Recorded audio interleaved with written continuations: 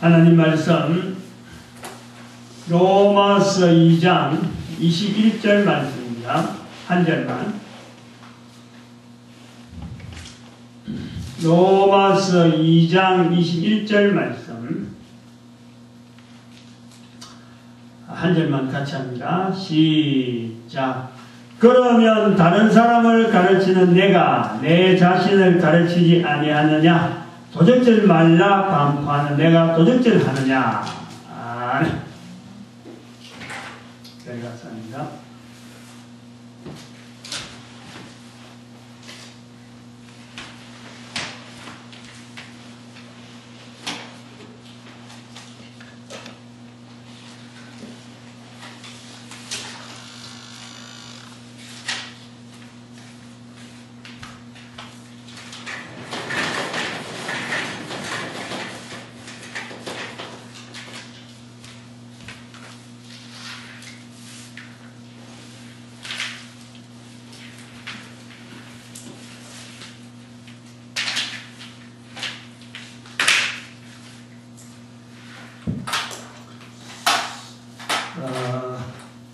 수요일날 우리가 아파? 네? 아파? 예. 그랬어. 아직 앉아서 눈만 감고 그처럼 누워있더니 우리 수요일날 로마서 분석이다 이런 걸 했습니다. 로마서 분석. 뭐 로마서 주석도 아니요. 또 로마서 강해도 아니고 로마서 분석이라는 이름을 붙인 이유를 설명을 했습니다. 로마서라고 하는 이 그 성경이 신약 성경입니다만은 성경을 가르치는 신학교에서 목사들이 또 그것을 강단에서 영향을 받아서 외치는데 배우는 신학교에서 배운 대로 외치는 거예요. 신학교에서 주입이 되기를 어떻게 주입되냐니까 로마서가 성경 중에 성경이라 하는 이렇게 별도로 구분이 되어 있죠. 로마서는 이제 그러한 그 근인 로마서가 가지고 있는 어떤 독특성은 있습니다만은 그 독특성에서 그냥 성경 중에 하나로 보면 되겠는데 로마서를 성경 중에 성경이라고 할 때에 그것은 그 1517년의 사건에 연결되어 있습니다. 지금 우리가 500년 전이죠. 500년 전 종교개혁자인 루터가 종교개혁을 일으킬 때 나름대로 구호로 외친 슬로건이 있단 말이죠. 오직 의인은 믿음으로 말미암아 살리라. 로마서 1장 17절 말씀. 오직 의인은 믿음으로 살리라 하는 그것을 빗대어서 종교개혁을 일으켰다 라는 것이 이 로마서 1장 11절에 있지만은 그 루터가 로마서를 평하기를 성경 중에 성경이라 하고 말을 했기 때문에 그래서 사람들이 신학교에서 그 말을 듣고 자꾸 듣고 하다 보니까 로마서를 안다는 것은 이거는 성경 전체를 아는 거다 해서 특별히 로마서를 자리가 있다. 그래서 그거를 제가 이제는 그 로마서에 대한 접근을 하면서 로마서 강해라든지 로마서 주석을 보려고 하면요 어마어마하게 많아요. 분량도 많고 또 아무나 그걸 뭐 성경 좀 안다고 해서 로마서를 함부로 주석을 할 수 있는 그런 사람도 아니고 또 한다고 해도 그 글 쓴 사람의 근위를 어느 정도 알고 우리가 로마서를 주석을 보는 거예요. 뭐 누구든지 로마서 주석 써놨다고 할 수 있지만 그 사람이 이력이 화려하지 않으면 그 로마서 주석은 인정을 못 받는 거예요. 로마서 주석을 할 정도 되면은 어느 정도 그 어떤 신학계라든지 이런 데에 나름대로의 위치가 있는 사람이 손은 대야 다른 사람이 이 사람이 한 로마서 주석 같으면은 한번 읽을만 하다 이래 되는 거예요. 누가 로마서 주석을 함부로 했다고 해서 그거 아이고 새로운 로마서 주석 나왔네 해서 막 달려드는 그런 게 아닙니다. 그만큼 이 로마서라는 이 자체를 특별히 보는 그래서 로마서 주석은 대단한 주석 중에서 최고의 어떤 주석의 자리를 할 수 있고 그런 자리가 있어서 제가 지금 의도를 하는 것은 로마서 주석이라고 별도로 로마서 성경이라고 우리가 성경 66권 중에서 따로 볼 것이 아니라 똑같은 성경의 레벨에 놓고 보려고 하는 시도를 1차적으로 가지고 있고, 또 로마서가 가지고 있는 특별한 그 어떤 표현들 이런 것 때문에 로마서를 접근하기 힘들하니까 이제 그런 부분에서 누구든지 이런 배경만 갖고 있으면, 배경만 좀 어느 참조되면은 로마서를 좀 보편적으로 읽는 게 좋겠다. 어떤 보편적인 관점이냐면 로마서를 하나의 복음 서신으로 보자는 거예요. 복음 서신으로 로마에 있는 성도에게 보내는, 전도하는 사도 바울이 가보지는 않았지만은 그것이 바로 복음적인 환경인 줄 알고 전도를 하는 사도 바울의 입장에서 편지를 보낸 편지서 정도다. 근데 왜 그 내용이 어렵느냐 하는 것에 대해서 좀 이렇게 접근하는데 제가 그 참고가 될까, 지금까지 한 3회 정도 시도를 하고, 오늘이 3회째인지 4회째인지 모르겠습니다만 지금 시도를 하고 있는데, 이제 그 우리가 로마서 분석에 들어가는 3회째 분석에서 들어가는 중에서 이제 로마 사회라고 하는 이 사회가 있단 말이죠. 이 로마 사회를 복음으로 접근을 하는데, 복음으로 접근하는 그 사도 바울의 로마서를 우리는 분석을 하는데 세 가지 관점을 두고 한다고 지난번에 그 말씀을 했습니다. 세 가지 맞죠? 세 가지 맞을 거예요. 우선은 로마 사회가 있는 로마 사회. 로마 사회에 대한 우리가 해석이 좀 이해가 좀 있어야 되고, 그 다음에 여기 또 유대 사회가 있어요. 유대 사회. 그 다음에는 복음이라는 그리스도의 복음이죠. 그리스도의 복음. 그리스도 복음. 이 세 가지 요인에 의한 로마 사회를 향한 그 복음서인데, 로마 사회라고 하는 그 사회 환경이 있고, 그 다음에 보이지 않지만은 로마 사회는 유대 사회에 대한 관계가요 아주 짙게 있단 말이에요. 이걸 분리해보자.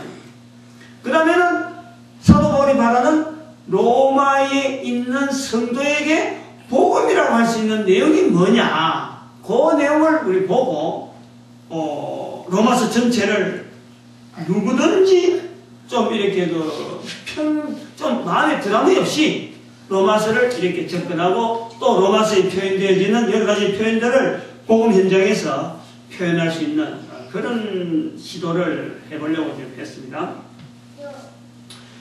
이제 지난번까지 여러분 개론을 전체 얘기하고, 오늘은 요 부분입니다.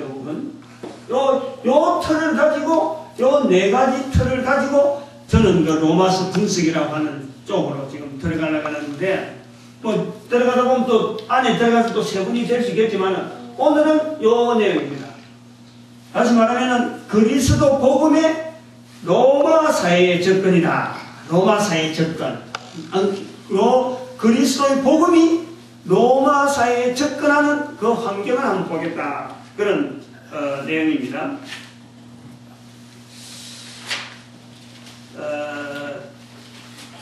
좀 특별한 이야기를 한번 듣게 될 것 같아요. 지금 우리가 연대를 좀 이렇게 알 필요가 있는데, 연대에 대한 개념은 지금 여기 2000년입니다. 지금 2000년이면 무슨 내용이 2000년에서 뭘 말하는 거예요? 2011년이란 말은 뭐예요? 응? 2011년이야 지금. 넘어가잖아. 2012년. 그럼 그걸 무슨 말하는 거야? 2011년이란 말.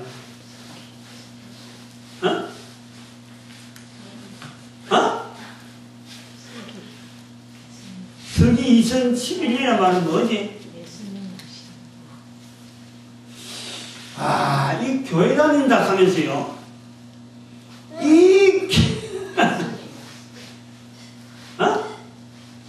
정확하게 이야기해봐요. 2011년으로부터 예수님 오신 날, 무슨 이야기가 여기냐. 요거 말들 하다가 이제 여자들이 표현하는 말을 함부로 하다가 남자들이 2011년. 이 교회에 대한 사람들은 앉아. 자, 이따가 또 왜 예배 시간 되는 거라냐? 응?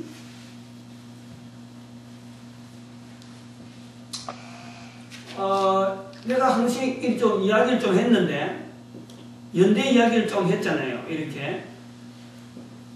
1000년, 응? 이제 500년, 이렇게 지났잖아요. 그러면은, 여기가 1년이 있잖아요, 1년이. 1년. 시작이 됐다고. 그러면 요 전에, 그럼 전에는 세월이 없어요? 있었을까, 없었을까? 있었지. 그리고 여기는, 뭐라고, 여기도 500년이 있었죠, 500년. 그리고 여기도 1000년이 있죠. 여기도 1500년이 있고. 여기 2000년이 있어요. 그 앞에까지 가면 어디로 갈까? 얼마 정도 갈까? 가령 여기 이제 에덴 동산, 여기가 제가 할 때는, 제가 창세기 이야기할 때는 그랬습니다. 더 오래된 세월이 있겠지만은, 여기가 시작이 돼, 우리가 사람이 연대를 개선할 수 있는 제일 첫 번째 시발점이 뭐냐면요, 창세기 4장입니다. 4장 1절. 안 그러면은, 창세기 3장 24절인가요, 보면은, 에덴 동산에서 아담과 하와가 쫓겨나는 거. 그때부터 연대라고 보네, 그때부터. 그 안에 에덴 동산에서 연대는요, 추정이 힘들어요. 에덴 동산에서부터가 지금 언제냐 그러면은 6000년이에요, 6000년. 요까지가 6000년이라. 요까지는 약 4000년이에요, 4000년. 있어요, 세월이. 그럼 우리나라 역사가 얼마 정도예요? 지금, 서력 기온이 얼마인지 알아요? 당분 기온이 4300이에요, 4300. 그 여기 2000년이잖아. 2000년까지 훌쩍 뛰어넘고, 또 2000년은 훌쩍 뛰어넘고, 요 정도에서 대한민국의 고조선 이야기가 나오는 거예요. 고조선. 근데 고조선 가다가 신라 이야기가요, 신라 이야기, 삼국 통일 이야기 요 정도 나옵니다. 요 정도. 삼국 통일이 아니지. 삼국시대. 삼국시대 요 정도 나와요. 우리나라가요, 잃어버린 역사가 거의 한 1500년이 있습니다. 우리나라.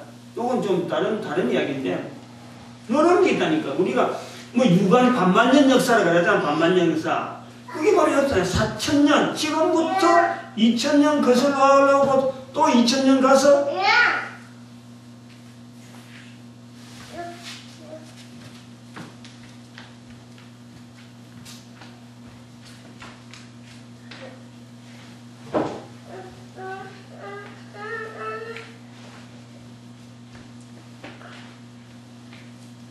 추운데 밖에 나가지 마.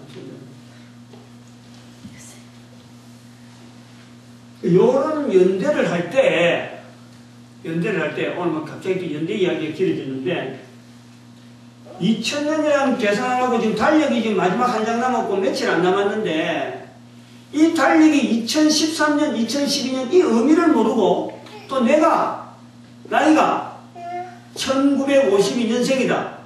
또 1970년생이다. 몇 년생이에요? 1960년생이다. 이렇게 있잖아요, 누구든지. 그럼 1960년이라는 말은 무슨 의미가 있느냐? 1952년이라는 말은 무슨 의미가 있느냐? 2011년이라는 말은 무슨 의미가 있느냐? 예수님 오시고 난 다음부터 2011년이란 말이에요, 이게. 요 2011년, 서기란 말이 붙어 있다는 것은, 이 영어로 하면은 AT로 되는 거예요, AD. 우리는 서기로 부르죠. 여기서부터 기점하는 거예요, 여기에서부터 AD가 되는 거고, 그럼 여기서부터는 BC가 된단 말이에요, BC. 응? 여기 딱 잘라가지고. 이거 초등학교, 이제 다 배웠을 텐데, BC란 말 자체가 분명히 나타나요. 이거는 before라고 영어죠. before Christ. R-I-S-T. before Christ. before Christ. 예수님 오시기 전에 시대라, 이거 앞에는. 그래서 BC라고 하면 기원전이라고, 기원전. 응? 그 기원을 여기다 둔단 말이에요, 여기다. 예수님하고 관계되는데, 그 교회 다니는 사람이 이걸 못하면 큰일 나는 거예요. 그래서 애들이 일찍부터 교회 나오라는 거는 이런 부분에서 미리 알고 내가 지금 나이가 몇인데 몇 년생인데 예수님하고 관계를 맺어가는 거예요. 어릴 때부터. 이게 아주 중요한 거예요. 그래서 여기는 AD라는 뭐냐면 이게 아노 도미네, 아노 도미네. 도미네. 이게 뭐냐면 이게 주님이라, 주님. 도미네, 주님. 응? 주님의 해라는 거예요, 해. 날. 어? 주님의 날로부터, 주님으로부터,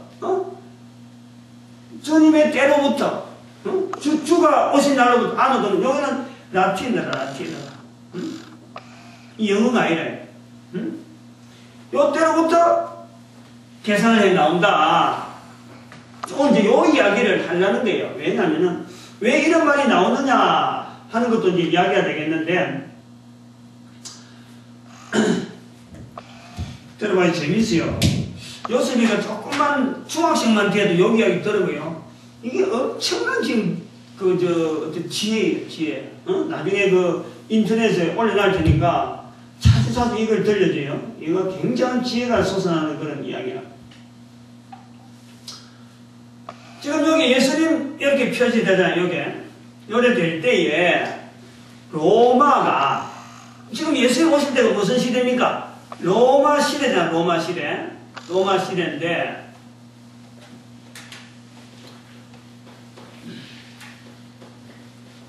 로마 시대란 말이야. 근데 로마 시대가 언제부터 됐느냐? 언제부터 됐냐? 생각을 해봐요. 로마가 그냥 뭐 예수님 오실 때 어느 날 갑자기 로마가 된 게 아니라니까. 500년 앞서서 여기가 700년 되는, 700년, 그러니까 700년이나 할 수 있겠죠. 요 앞에. 그러니까 BC 8세기경. 그러니까 700년 앞에, 조금 앞에, 여기서부터 로마가 시작이 된단 말이야, 로마가 시작이. 그래갖고 언제까지 되느냐? 1453년인가? 1500년 되기 전에. 여기 종교개혁이 1517년입니다. 1517년. 그게 1500년 되기 전에 1453년인가? 이게 로마 시대가 이래 가는 거예요.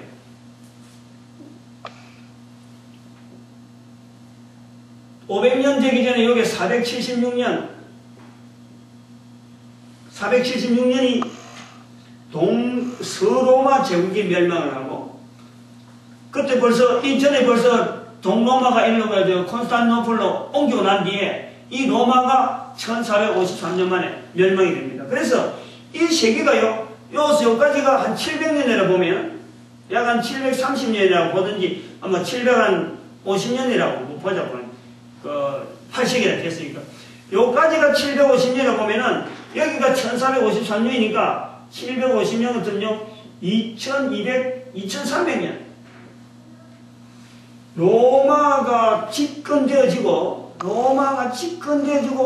그 로마라는 나라가 생기고 나서요, 처음부터 이렇게 크지는 않았는데 로마라는 나라가 생기고 나서요 2000년 동안 2300년이에요. 2300년.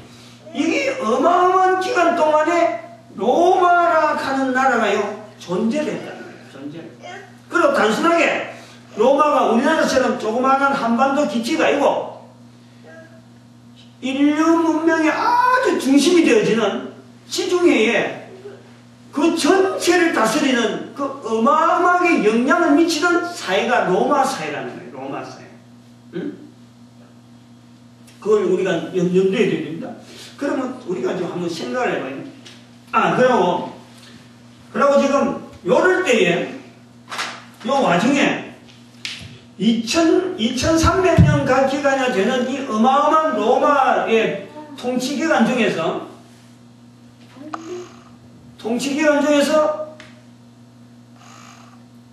로마 사람들이 좋아하는 말이 있어요. 이런 건 자꾸 들어봐야 돼요. 이것도 라틴어인데 팍스 로마나 이런 말이 있어요. 조금 크면은 좀 알아들어요. 팍스 로마나라고 하는 게 있어요. 이것은 로마의 평화라. 로마의 평화다. 이것도 라틴어인데 즉 로마 사람들이 이 어마어마한 통치기간 중에서 구호를 외친 게 뭐냐니까 로마를 통하여 인류의 평화를 이라는 거야.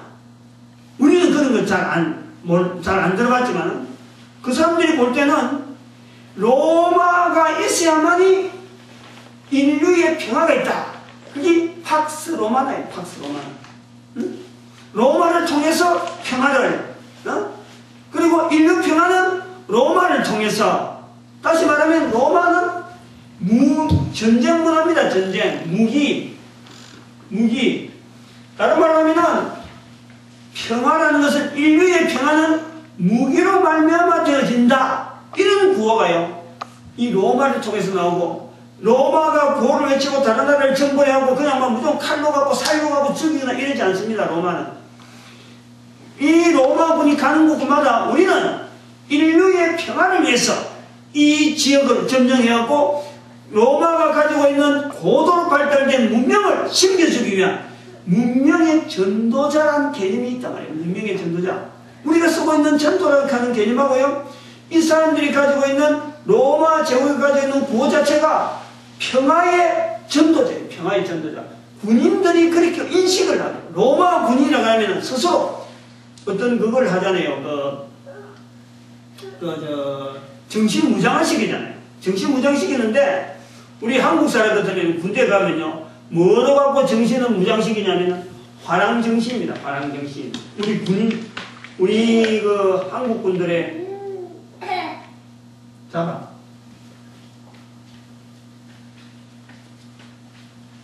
그걸 왜 이렇게 소리 안 내서 그래? 꼭 붙잡고 있어요. 붙잡고. 이 팍스 로마나. 그럼 여기 이제 언제부터 그럼 이 구호가 생기느냐? 팍스 로마나라는 이 구호가 여기 아주 중요한 거예요.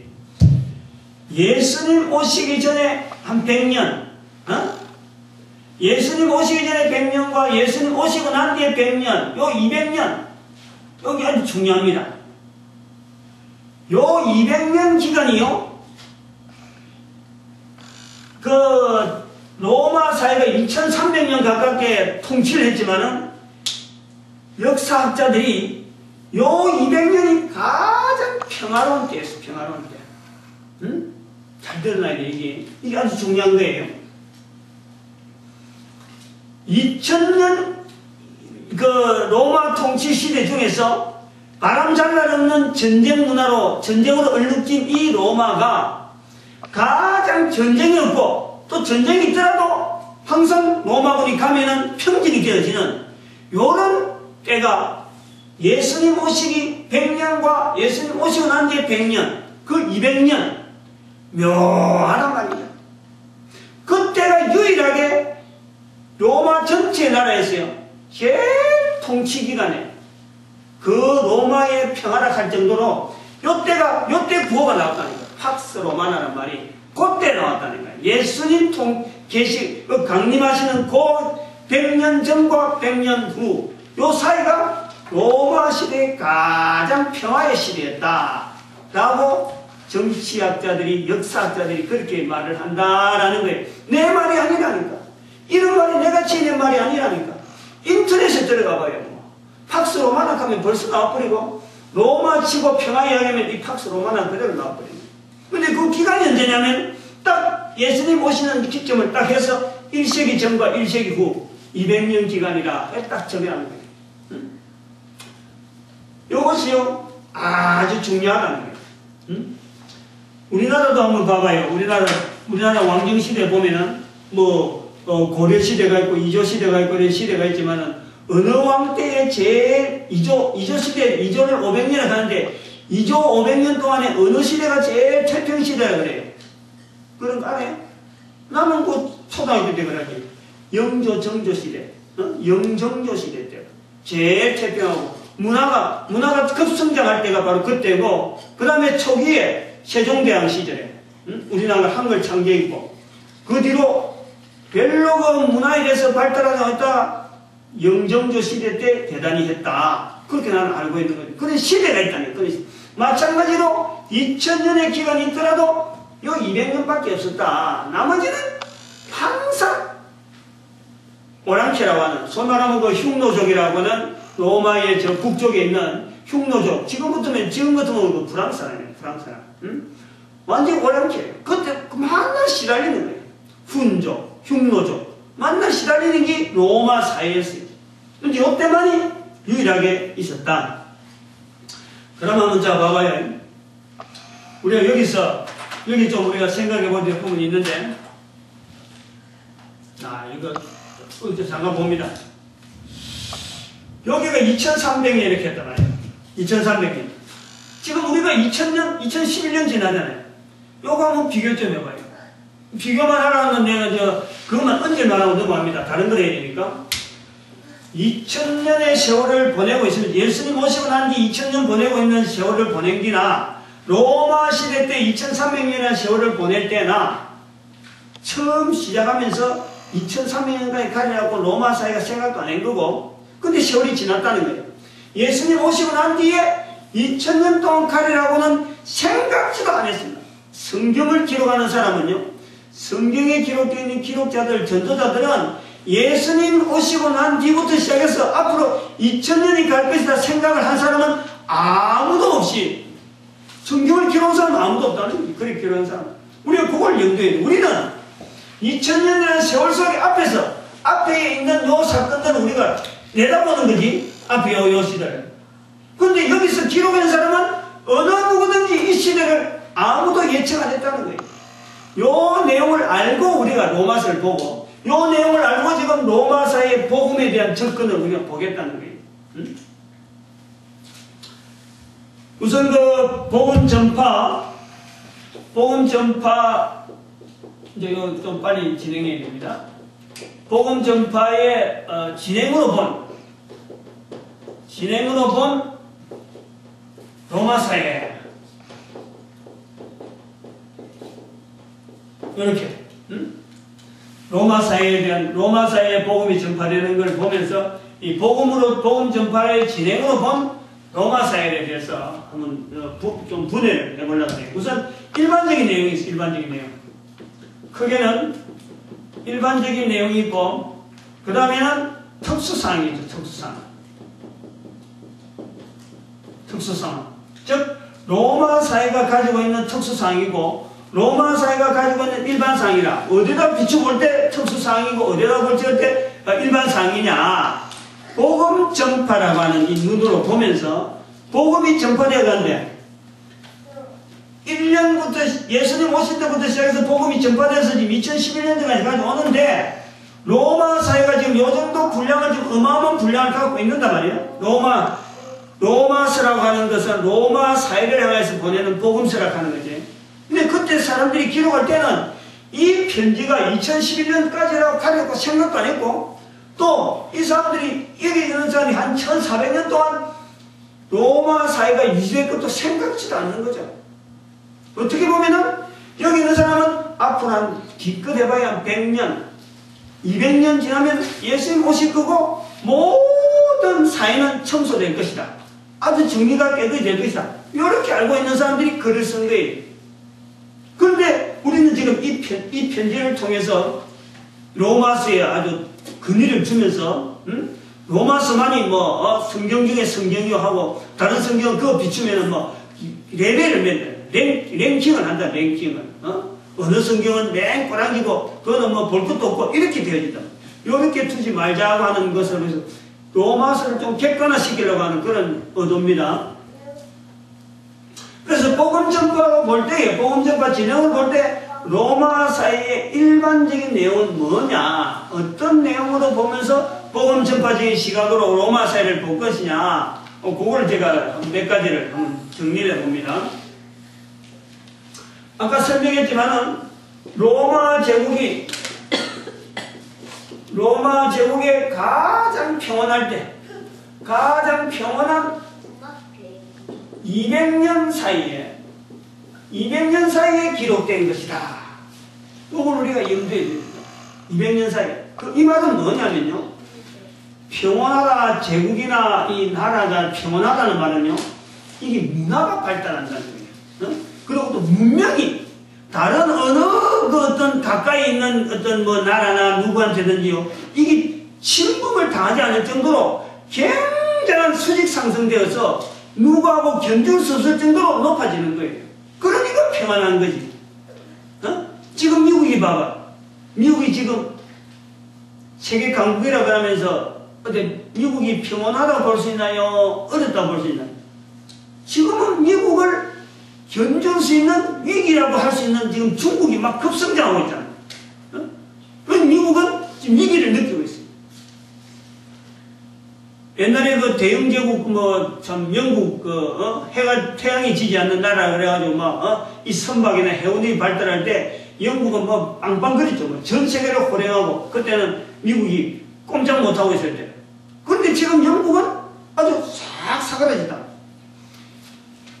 그 나라가 제일 태평하다 할 때는 문명이 발달했다. 문명이 어디든지 누구든지 못 따라온다. 이런 시대라는.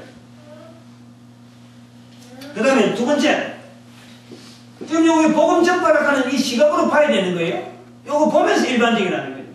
여기 로마 제국 안에는 수많은 포함되는 게 뭡니까? 종족, 수많은 종족, 언어, 그 다음에 문화, 여러 가지 그 어떤 습관들, 이런 것이 막 버물려 있는데, 버물려 있으면서 이것이 통일적이라는 거예요. 통일적이라는 거예요. 로마 제국을 통해서 통일성 있게 나간다. 우리가 이 복음이라고 하는 시각을 통해서 제국의 역사라든지 전 세계 역사를 볼 수 있는 하나의 안목이 안목. 지금 현재 세계 역사가 계속해서 어느 나라를 통해서 막 흘러가는 것 같은데 실제로 역사를 관통해 볼 수 있는 시점은 시각은요 여러 가지 시각으로 역사를 볼 수 있어요. 인문주의적으로 볼 수 있고, 안 그러면 과학 문명 쪽으로 발달 쪽으로 볼 수 있고, 안 그러면 인류의 어떤 움직임, 이동 이런 것도 볼 수 있고, 그 다음에는 종교 자체가 분파되어가지고 발생되어지는 것을 볼 수 있고, 또 어떻게 보면은 우리는 복음 전파라고 하는 수많은 종족과 수많은 나라가 있음에도 불구하고 이 복음이 어떻게 진행되어지는가 하는 것을 보는 시각으로 역사를 볼 수가 있다는 거예요. 그거를요 우리가 이런 역사를 배경을 하면서 로마의 역사를 이렇게 배경하면서 지금 여기에 속해 있는 수많은 종족, 로마라고 하는 나라가 자그마한 나라가 아니고 또 한 단임 국가가 아니라는 거야. 로마 제국이라는 거야. 제국. 어마어마하고 방대하게 큰 넓은 땅덩어리를 여러 종족과 여러 언어가 있음에도 불구하고 이걸 통일적으로 관리가 되어지고 있는 시대입니다.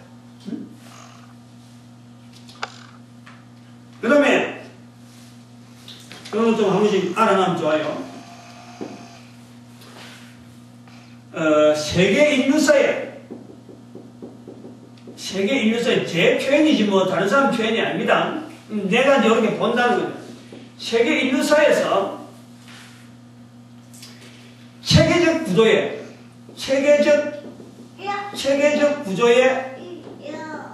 구조의 국가의 모델이라 국가 모델.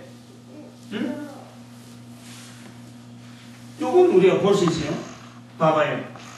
로마라고 하는 이 사회가 벌써 2000년이라는 세월을 사회를 유지하고 있다.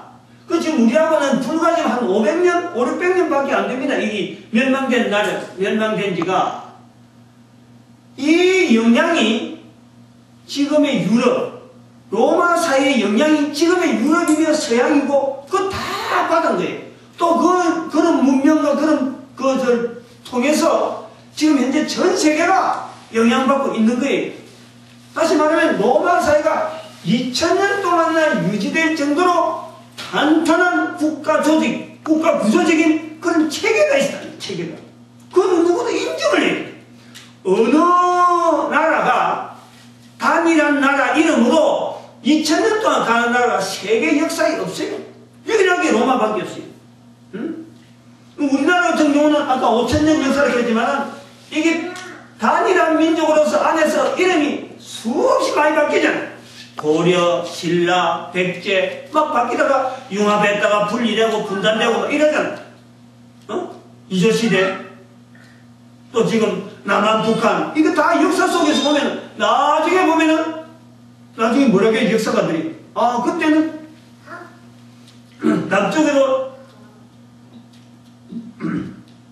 남쪽에도 한국이라 불렀고 북쪽에도 한국이라 불러가지고 북쪽에 있는 한국을 북한이라 했단다. 남쪽에 있는 한국을 남한이라 했단다. 이렇게 이야기한단 말이야.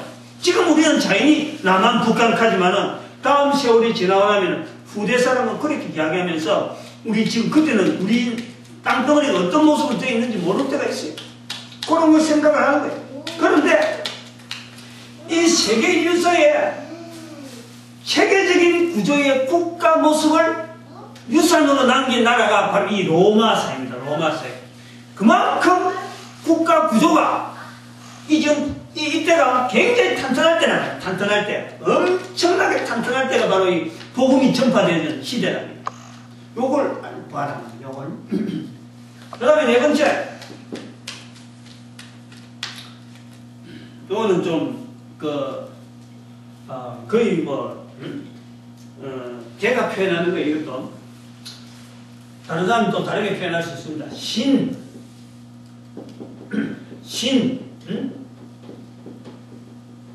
신 접근의 인간 모습의 마지노선. 내가 표현하는 거예요. 마지노선이라고 하는 것은 2차 대전 때 프랑스 어떤 전선이었는데 프랑스 전체를 하나의 방어선으로 잡고 이랬다가 일시에 무너진 게 이제 또 마지노선이 있는데 프랑스 사람들이 요 이상은 부태가 없다. 그래갖고 마지막 선으로 그 딱 방어선을 했는데 그게 이제 결국 무너진 겁니다만은 다시 말하면은 이 로마사에 우리 보는 눈이 요런 눈을 한번 가지고 있을 필요가 있어요. 인류사회가 이랬잖아요. 인류사회가 여기. 인류사회가 이랬는데 여기 인류사회를 계속 넘어옵니다만은 요 로마사회라고 하는 사회를 우리가 보면서 인간 외의 다른 존재에 대한 인격적인 어떤 접근을 시도해보는 아주 발버둥 치던 시절이 바로 로마사회라고 하는 겁니다. 로마사회. 지금 우리가 잘 아는 이런 예화로 헬라 신화라든지 로마 신화라든지 신화라는 말을 많이 씁니다. 결국 이거 헬라 신화가 나중에 로마 신화 되는 하나의 이 기초인데 로마 신화, 헬라 신화 하는 그 신화라는 그 개념 의미는 우리는 사람이 어떤 신의 이름을 마음대로 지어가지고 제우스는 창조의 신이라 하나 그 다음에 또 술의 신, 또 여인의 신, 아름다움의 신 이래갖고 사람들이 생각하는 개념의 어떤 개념을 신이라고 하는 이름을 붙여가지고 그것을 일종의 인격화시키는 그런 걸 보고 그거 우상 덩어리다 이래 보지만요 그 신의 사람으로 보면은 지금 세상 만물을 이치를 이해하는 데에 너무 복잡한 여러 구조가 가면 갈수록 새로운 이론이 나오고 새로운 사상들이 아까 말했던 문명이 막 발달해갖고 막 나오는데 이걸 다 설명해낼 수가 없어요. 설명해낼. 새로운 이치들이 막 나오고 새로운 물질이 막 나오고 문명이 막 발달되어 가능해서 막 충돌이 생기는데 이걸 사람의 이성을 가지고 일일이 다 근원을 캐고 설명을 하기가 너무 벅찬 거예요. 그래서 의지하는 것이 뭐냐니까 어디다가 이걸 의존했냐면은 신의 이름에다가 드는 신의 이름. 술이 나왔다. 그러면 바카스라는 신이 있어서 그래서 그 신은 이런 행태를 하는 신인데 우리 인간들이 접근하면은 어떻게 대응하고 그래서 이런 사물에 대해서 전체를 다 신의 이름을 빙자해가지고 인간의 이성을 가지고 접근할 수 있는 신에 대한 개념으로 표현하는 거예요. 그걸 우리가 이해를 해야 돼. 그렇게 받아들여야 돼. 그래서 신접근에 대한 인간 모습에 어떻게 보면은 가장 마지막 부분에 마지막으로 발현하던 모습이 이 로마 사회라고 하는 그 사회. 그 뒤부터는요 실제로 인간 사회에서 한 사회 전체가, 나라 전체가, 국가 전체가 신에 대해서 적극적으로 접근하는 데가요 그렇게 드뭅니다. 거의 없다고 볼 수 있어요. 뭐 무당이나 뭐 이런 건 있지만은 어떤 사회적으로 어떤 이성이나 이런 걸 분명히 전제를 하면서도 신을 인정하던 것이요 이때가 마지막에 봅니다. 로마 시대를 마지막으로 불과 얼마 안 됐어요 우리가요. 1400년 1500년 되기 전에 1400년 1500 사이 중간 1450년 이때 있단 말이에요. 요거 있고 그 다음에 특수상황을 보면 요게 이제 일반적인 내용이래. 일반적인 내용. 복음 전파 진행으로 보는, 복음 전파가 진행되는 데는 요런 요소들이 어디든지 어느 요소든지 다 있을 수 있는데 로마에서 있었던 내용에서 표현해 볼 때는 요런 내용이다. 다시 말하면요 신접근의 인간 모습이라고 하는 이런 것을 왜 이러느냐면요 우리가 복음을 전하는 이런 과정에서 보면은 상대방이 신에 대한 개념이 없고 신에 대해서 거부하는 사람은요 복음을 철저히 외면합니다. 들으려고 하진 않고 내가 신인데 한 사람들한테 이 복음이 마치 땅에 떨어진 길가에 떨어진 복음 말씀처럼 그냥 새로워서 먹어버리는 거예요. 즉 개인 하나가 그 사람이 가장 약한 부분에 하나님께서 어떻게 그 사람이 역사했는가 하는 부분을 우리는 찾아내요. 여기 이제 보편성에 두고 설명하는 내용이란 말이에요. 일반적인 내용을. 그 다음에 특수성은 한 9개 되는데, 한 9개. 요건 제가 뭐 설명을 이렇게 해내볼게요. 이래갖고 한 9개까지 있습니다. 바로 쓰는 것 가지고 기록해놓으려고 내가 설명을 하려고 합니다.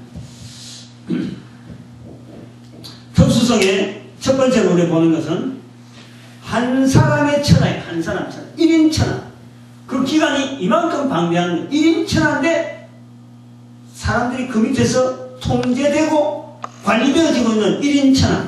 안 그러면 1제국 통치시대. 이렇게도 설명할 수 있는 것이 우리의 첫 번째라. 이게 특수상이다. 로마라고 하는 이 특수사에서 보는 복음이 접근해가는 데에 있어서 로마 사회를 특수한 상이다라고 볼 수 있는 복음 전파의 현장으로 보겠다는 거죠. 그 다음 두 번째는 복음의 출발점은 로마 제국 전체에서 보면요 전혀 관심이 없는 예루살렘, 팔레스타인의 한 지역에서 갈릴리 편에서 시작돼요. 복음 전파라는 그 속해 있는 로마 제국에 속해 있는데 그 속해 있는 게 아주 작은 하나의 조그마한 곳에서 복음이 시작되었다. 이제 복음하고 관계되어지는 로마 제국과의 그 관계성을 보는 거죠. 그 다음 세 번째, 아까도 그 설명했습니다. 신접근의 인간 모습의 마지노선이다 하는 이 부분을 가지고 말씀을 드렸는데, 이것은 다른 말로 하면은 잡다한 신들, 또 다른 면을 보면은 잡다한 신들의 출몰로 말미암아 그게 사람들이 좀 모르다 싶으면은 고마 무슨 신이다 무슨 신의 이름을 갖다 붙인다는 거지. 그리고 그것을 유행을 시키는 거죠. 그래서 잡다한 신들의 출몰로 인간 이성의 혼란. 인간이 뭐 정신이 없다. 이 신도 알아야 되고 저 신도 알아야 되고 그 신을 몰라고 내가 이랬는가, 또 저 신을 몰라고 내가 이랬는가. 사람들이 신이라는 이름을 모르는 것에 대해서 사람들이 스트레스를 받는다. 처음에는 신에 대한 이해를 통해서 어떤 이치를 알려고 그랬는데 이제는 너무 많은 신들이 막 나오고 혼란이니까, 다시 말하면 이제 이 문명이 막 발달되다 보니까 막 자꾸 많아지니까 다 일일이 모르는 거예요.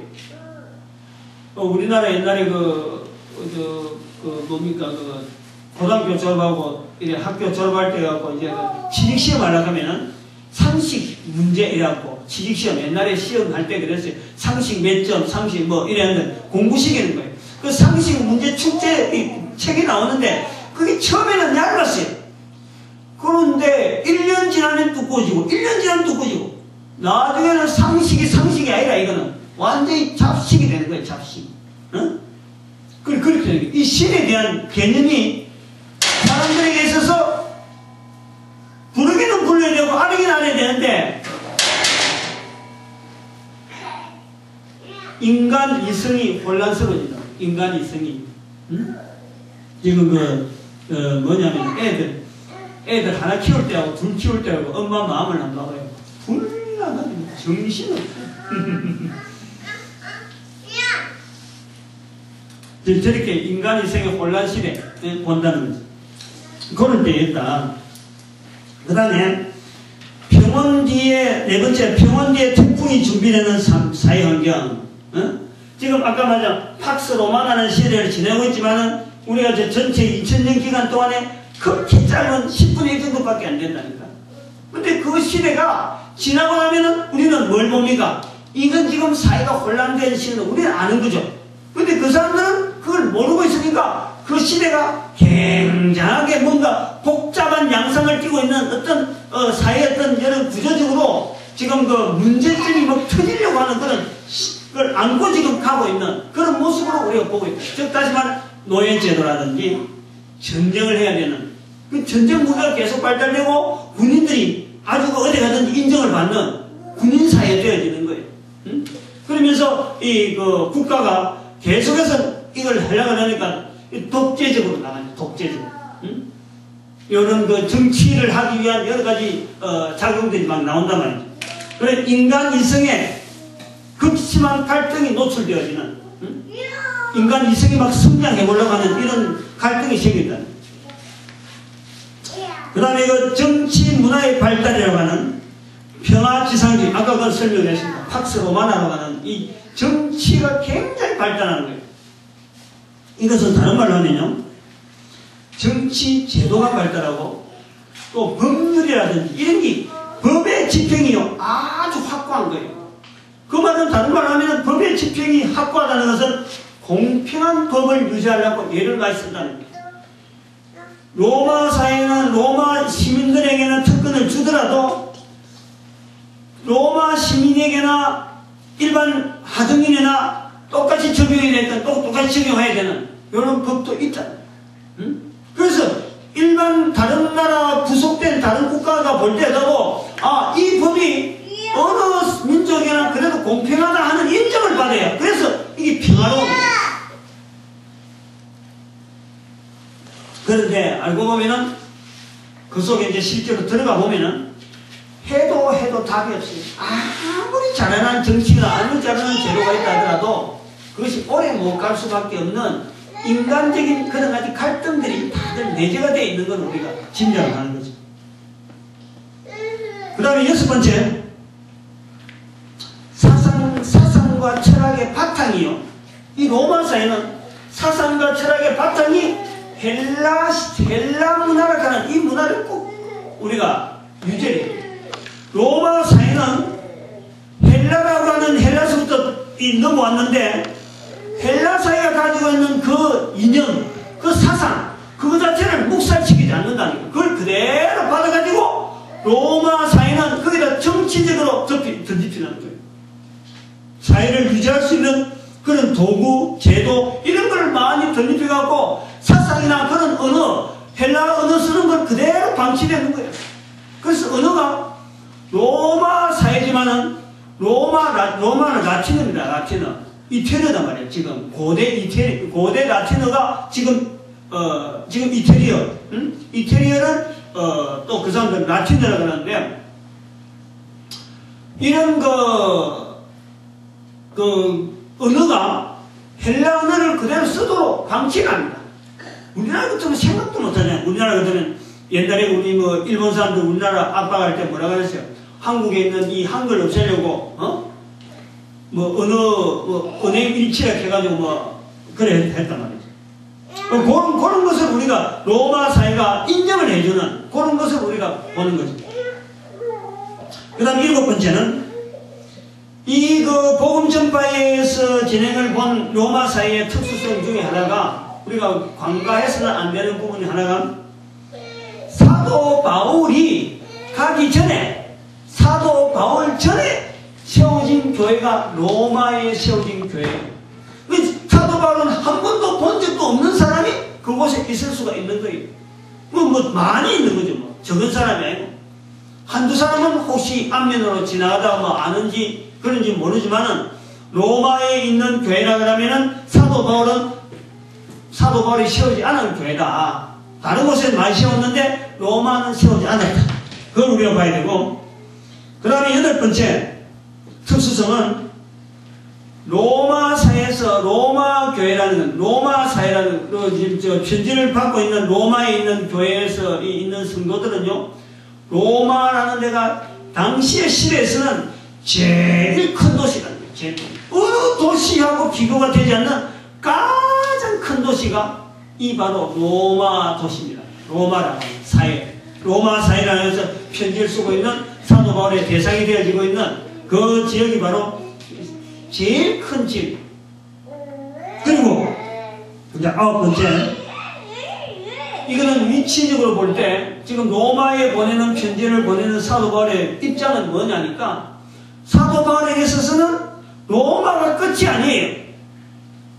로마를 지나서, 여기는 지도를 한번 좀 봐야 되는데, 보통은 이렇게 되죠. 여기서 라인가 있으면은 여기가 여기가 지중해라고 해요. 지중해. 여기가 스페인이고, 여기가 장화같이 생긴 이태리, 여기가 지금 팔레스타인.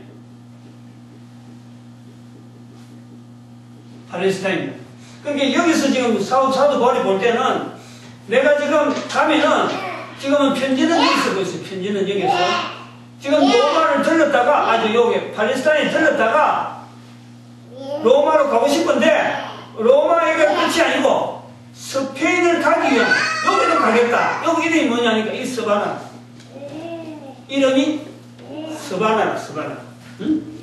내가 스바나로 가려고 그걸 한번 들릴 텐데 너희들이 스바나 가는 경비 좀 대달라, 이런 이야기를 하고 있는 거예요. 그럼 요 내용이, 지금 요 내용을 왜 이렇게 관철해 놨냐니까, 요런 내용을 가지고 읽으면은, 또 요런 내용을 기초로 해서 성경을 로마서를 분해하고 접근하려고 하면 이 시각이 어디까지나 복음 전파적인 자세, 전도하는 자의 자세로서 성경을 읽자, 로마서를 읽자, 거기 나오는 표현들, 거기 나오는 모임들이 사실은 전부 다가 이렇게 로마사에 관계되고 유대사에 관계되고 그리스도의 복음에 관계되는 이런 언어들이 서로 얽혀서 로마서를 지금 이루어가고 있다.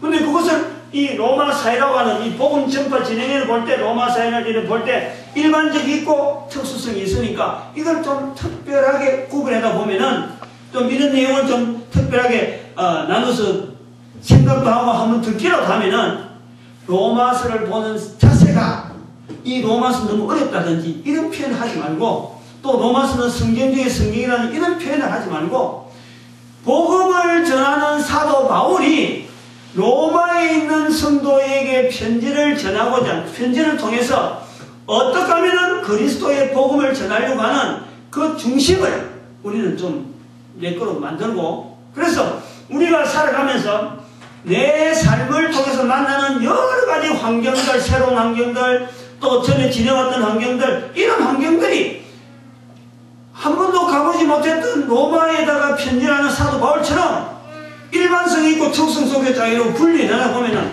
내가 지나왔던 것에서는 하나의 일반성이 되는 거고, 또 가야 될 곳은 하나의 특수적인 상이 되어지는 거예요. 그렇게 또 구분해갖고, 이 복음 전파를 하려고 하는, 복음 전파를 해야 되는 성도들의